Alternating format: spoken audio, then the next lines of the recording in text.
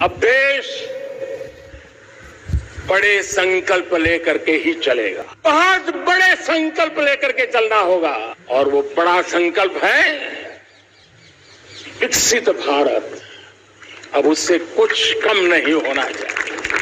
15 अगस्त को पीएम मोदी ने विकसित भारत का संकल्प दिया।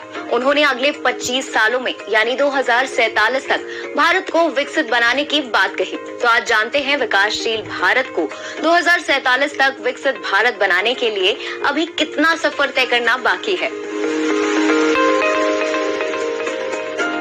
इस सवाल का जवाब जानने से पहले हमें विकसित और विकासशील देश का मतलब समझना होगा। विकासशील देश यानी जहां इंडस्ट्री विकसित हो रही हो, जीवन स्तर बेहद औसत हो और मॉडर्न टेक्नोलॉजी की कमी हो। इस वजह से इन देशों में रहने वाले लोगों की आमदनी भी कम होती है। वहीं किसी देश को विकसित तब माना जाता है जब उस देश के लोगों की आमदनी ज्यादा हो, विकसित इंडस्ट्री हो, मजबूत इंफ्रास्ट्रक्चर हो, जहाँ के लोग हाई क्वालिटी की जिंदगी जीते हो। 2020 में यूएन ने 36 देशों को विकसित देश माना था। देशों को कैटेगराइज करने के 4 बड़े आधार होते हैं: gross national income, gross domestic production, per capita income, human development index. अब विकसित देशों की डेफिनेशन जान लेते हैं। यूएन का स्टैटिस्टिक्स डिवीजन देशों को 4 आधार पर 3 कैटेगरी में बांटता है। पहली कैटेगरी विकसित अर्थव्यवस्था, दूसरी बदलाव से गुजर रही अर्थव्यवस्था और तीसरी विकासशील अर्थव्यवस्था।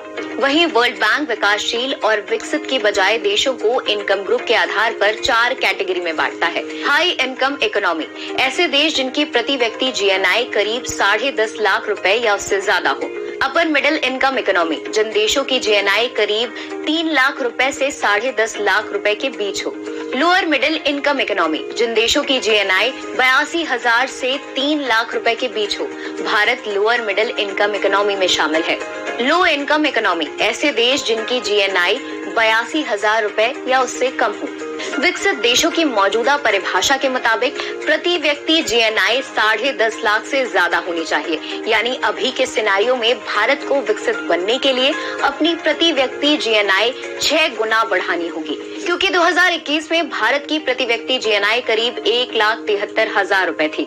वहीं विकसित देशों की परिभाषा के मुताबिक पर कैपिटा इनकम 9.5 लाख से 12 लाख सालाना होनी चाहिए। अभी के सिनेरियो में अगर भारत को विकसित देशों की कतार में खड़ा होना है तो प्रति व्यक्ति आय में करीब 6 गुना बढ़ोतरी करनी होगी।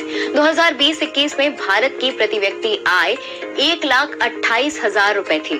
तो ये थे पीएम मोदी के 2047 तक देश को विकसित बनाने के लक्ष्य की पूरी